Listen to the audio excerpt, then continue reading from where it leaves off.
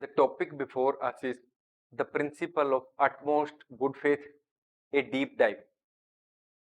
We have already learnt that insurance is based on 7 principles, and one of those principles is the principle of utmost good faith. It is one of the important principles on which the insurance contract is based. Suppose we go to a shop to purchase something, say wheat or rice. We give money to the shopkeeper and the appropriate quantity or the packing is delivered back. We give money and product is given to us. If we ask for a specific brand, they will give a specific brand, or otherwise they will give generic or normal product. In the case of most of the commercial contracts, the level of honesty is normal. There should not be any fraudulent misrepresentation.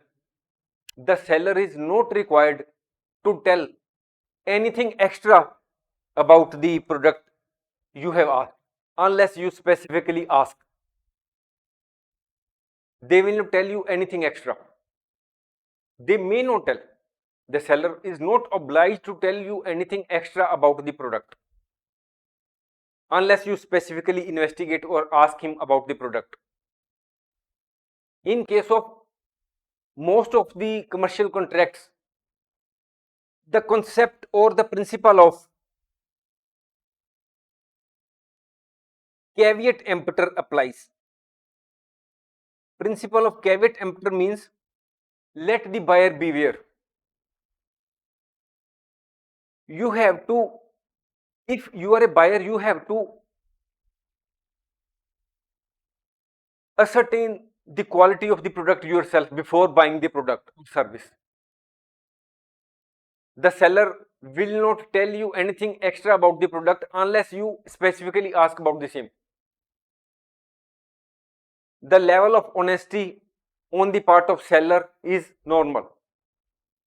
There should not be any fraudulent misrepresentation on the part of the seller. But in the case of insurance, the level of honesty required on the part of insured as well as on the part of insurance company is much higher. Here the principle of utmost good faith applies, because insured person knows everything about the product or knows everything about the thing or the item which is to be insured. That is, if he is giving proposal to insurance company to insure his factory, he knows everything about the factory. What is its construction, in which area it is lying, it is class 1 construction or class 3rd class construction, what type of manufacturing is going on, whether any inflammable material is there or normal material is stored there. Everything is in the knowledge of insured.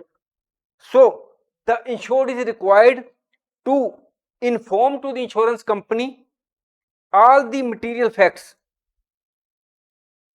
which are in the knowledge of the insured. He has to convey to the insurance company, so that the insurance company may decide whether he is to grant coverage, if yes, at which premium rate. Because it may be possible that there is some inflammable material stored in the factory, and if this information is conveyed by the insured to the insurance company may refuse to grant coverage, or may grant coverage at a very exorbitant premium. And it may be possible that insured hides this important information, that some sort of inflammable material is used in manufacturing, and at the time of claim, what will happen?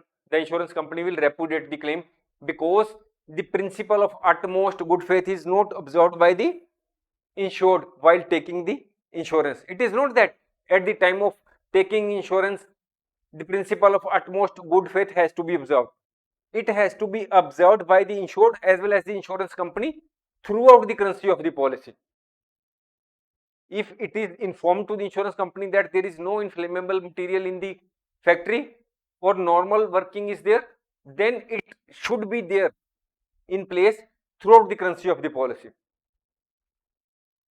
Suppose I go to the insurance company for my medical insurance. I have to tell the insurance company about my past medical history. If I am having remain admitted in the hospital for a long time due to some specific problem, specific disease,